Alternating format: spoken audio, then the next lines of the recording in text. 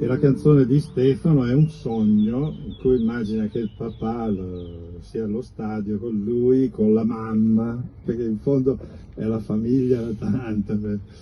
E poi ci sono le formazioni diacroniche, nel senso ci sono personaggi di tante stagioni messi insieme e avrò bisogno di leggere perché un'infinità di nomi, insomma. È come cantare l'elenco del telefono, ecco. Che è bel romance, ma che dentro tanti personaggi ostri, diceva quello là. Siediti papà, non stare a guardare che freddo che fa, dai, siediti qua e lasciati andare alla gioia che dà, se poi segnerà la squadra che amo da quando bambino in Serie B come in A. Ho visto che tu ne seguivi il destino. Se segnano Scala, Bertuzzo o Rocca e Paina, o Foglio su tocco di Inzaghi col mondo in panchina. Se Josip il Papo Cristiano la danno a Pisani, lui dribbla e la gente felice gli batte le mani.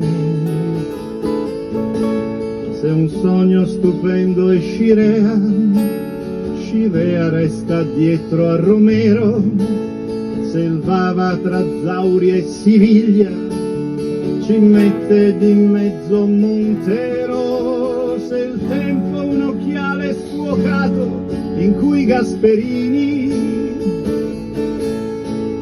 può dare il suo gioco perfetto a Jack e a Rossini.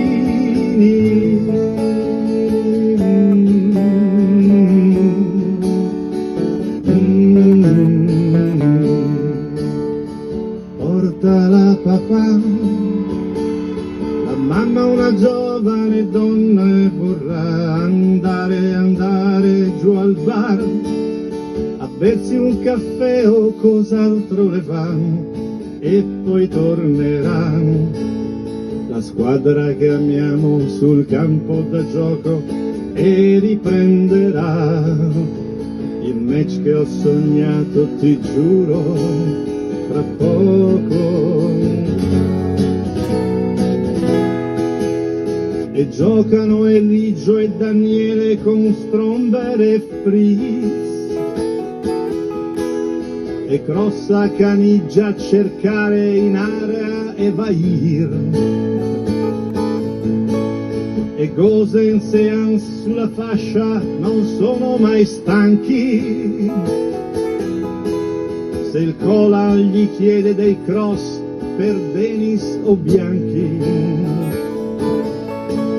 è un sogno pazzesco e confuso, e Cesare fuma in piedi tra Ivan e Achille che sono seduti in tribuna. Il tempo l'abbiamo giocato e il cuore si incanta a guardare papà insieme a te la nostra Atalanta.